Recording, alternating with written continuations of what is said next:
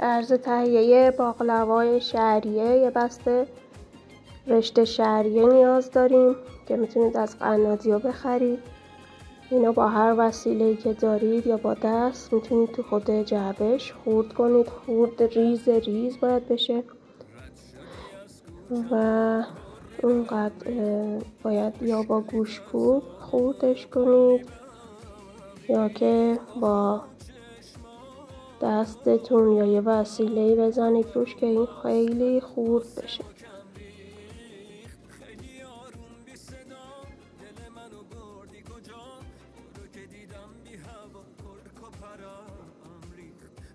یک بسته کاملش حدوداً برای 5 نفر کافیه. یه بسته کاملش رو استفاده کنید با این موادی که ما اضافه کردیم.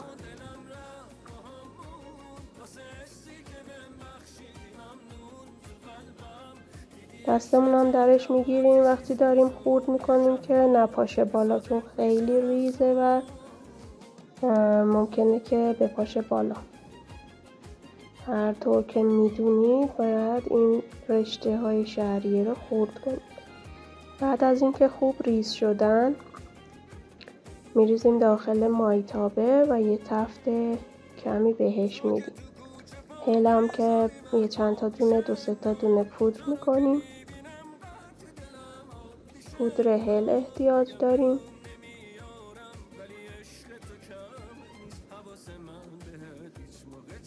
بعد که شعریه ها رو تفت دادیم یکم بوی خامیش گرفته شد و حرارتش هم باید خیلی کم باشه چون که زود میسوزه. یه 2-3 دقیقه که تفت دادیم و یکم رنگش تغییر کرد، بوی خامیش هم گرفته شد، احتیاج داریم که کره را بهش اضافه کنیم تا یکم نرم بشه.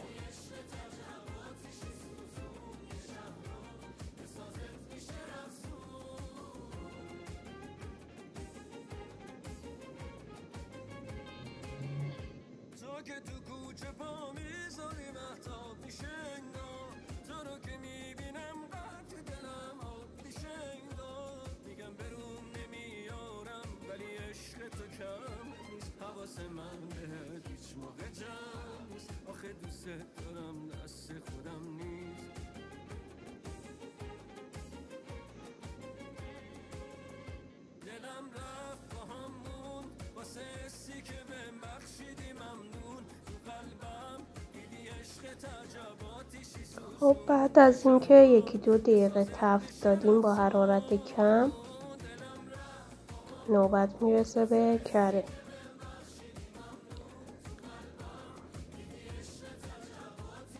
کره را از وسط همین شعریه ها اضافه میکنیم تا کم کم آب بشه و به خورد همه رشته ها بره و یکم رشته ها رو نرم کنه.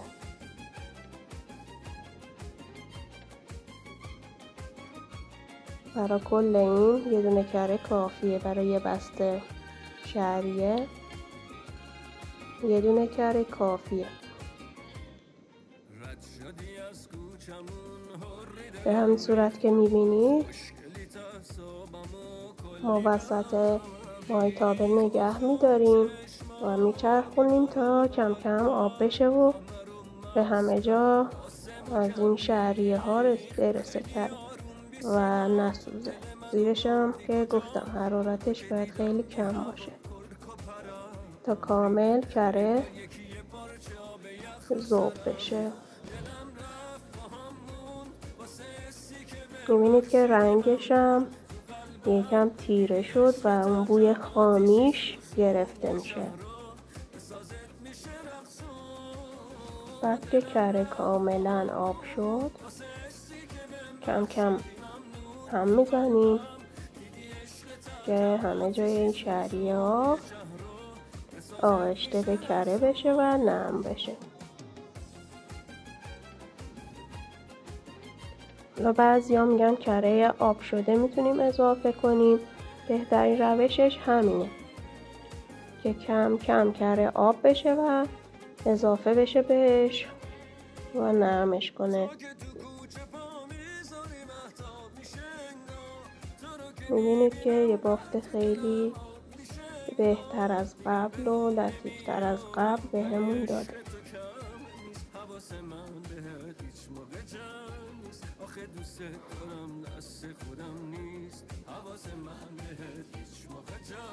حالا نوبت اضافه کردن بقیه مواده. نیاز داریم به زعفرون، عسل، هل و شیرعسلی که شیرعسلی هم میتونید از هم قنادی‌ها خریداری کنید. گلاب هم 2 قاشق اضافه میکنیم، 2 الی 3 قاشق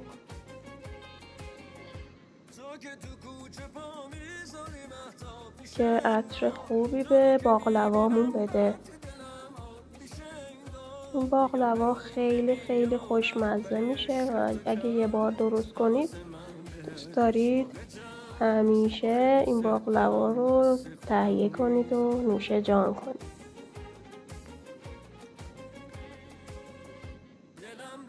پودر هلم که به مقدار کافی یکی یا 2 تا دونه هل کافیه، چون خیلی عطر زیادی داره هل، فقط برای عطرش اضافه میشه. یه دونه هم بریزید کافیه. و همینطور که تفت میخوره عطر و بوی خیلی خوبی با گلاب بهمون میده. زعفرونم یه مقداری با آب جوش میذاریم که دم بکشه که رنگش آزاد بشه و زعفرونم بهش اضافه میکنیم.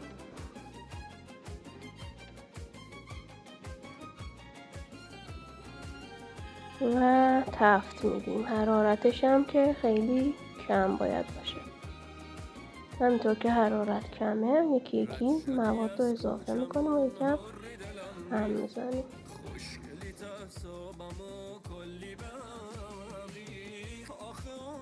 خب حالا نوبت شیرعسلیه که شیرعسلی هم نصف یه قوطی کامل برای یه بسته شهریه کافیه. نصف یه قوطی شیرعسلی هم بهش اضافه میکنیم. شیرعسلی ها 2 مدل هم. بهتره که این مدلش رو بخریم.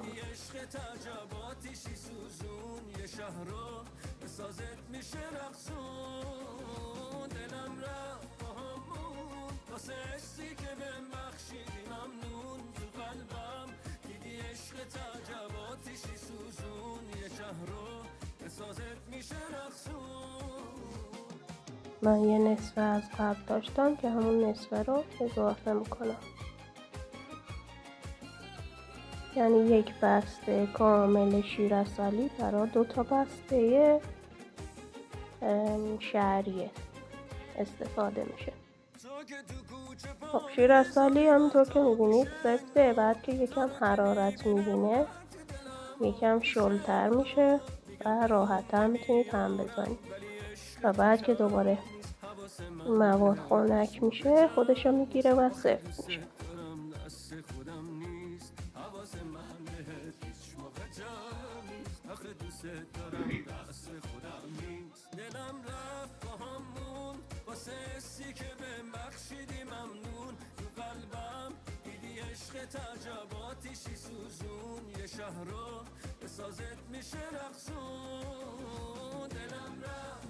هم میزنیم و مخلوط میکنیم که به خورده همش بره و همش با شیرعسلی ها مخلوط بشه.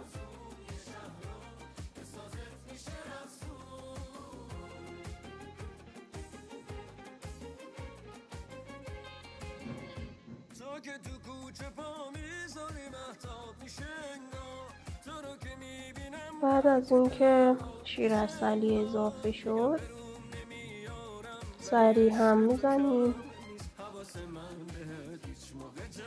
و دیگه کم کم حرارت رو خاموش میکنیم. اگه که کامل مخلوط شدن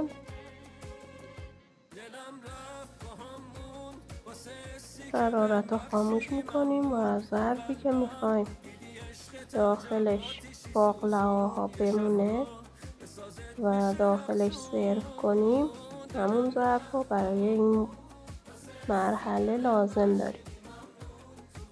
هر ظرفی که میخوایم باقلاواهامون رو قرار بدیم این مواد رو تا موقعی که داغه باید به اون ظرف انتقال بدیم و سریع صاف کنیم با یه پشت قاشق یا با یه وسیله‌ای صافش کنیم و بعد بتونیم برش بزنیم و شکل بدیم. من ظرفی که انتخاب کردم و میارم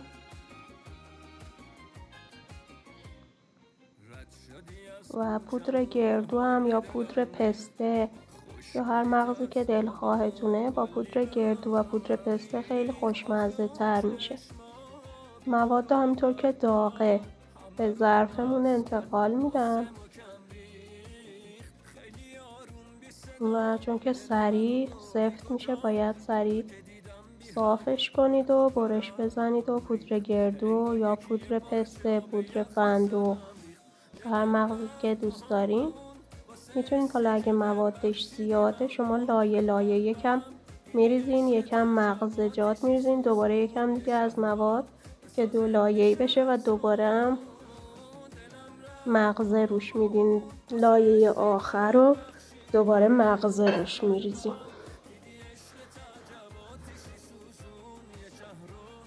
خب الان دیگه همه این مواد رو به ظرف انتقال دادم و حالا دیگه شکل میدم تو ظرفم. حالا اگه ظرف گرد بود یا هر شکلی بود به این صورت صافش میکنید.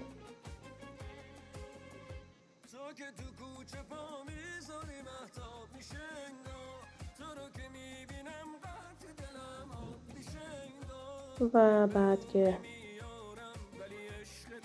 سطحش رو صاف کردیم مغزه ها رو بهش اضافه میکنیم. مغزه ها هم نباید زیاد ریز باشه، باید یکم درشت و دندونگیر باشه، نه خیلی درشت نه خیلی هم ریز. مخلوط باشه خیلی بهتره، ولی الان من دارم فقط با مغز گردو درست میکنم. قبل از اینم که بخوایم مغزها رو اضافه کنیم ما احتیاج داریم به یه قاشق عسل. یه قاشق عسل رو به این صورت با یه کال یا با یه قاشق خیلی نازک باید همه جای سطحش بریزیم که مغزها بهش بچسبه. در همین حد خیلی کم کافیه و کامل رو سطحش رو مغزه میریزیم. میبینید که مغزه ها زیاد خورد نیستن و پودر نیستن، یکم درشتن. حالا شما هر مغزجاتی میتونید اضافه کنید و با پسته تنها یا با گردو و پسته مخلوط خیلی خوشمزه تر میشه و البته با گردو هم یه طعم خیلی خوبی داره. بعد که مغزها رو اضافه کردیم دوباره یکم عسل روش میریزیم که مغزها کامل بچسبن و همین که خوشمزه تر بشن. در حد خیلی کم عسل لازم داریم.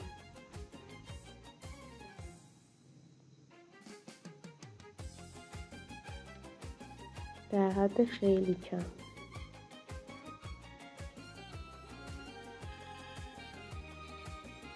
بعد که عسلم اضافه کردیم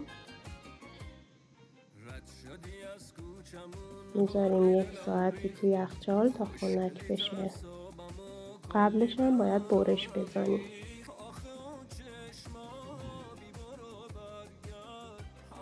چون دیگه سفت میشه و نمیتونیم برش بزنیم همین الانم برشاشو میزنیم.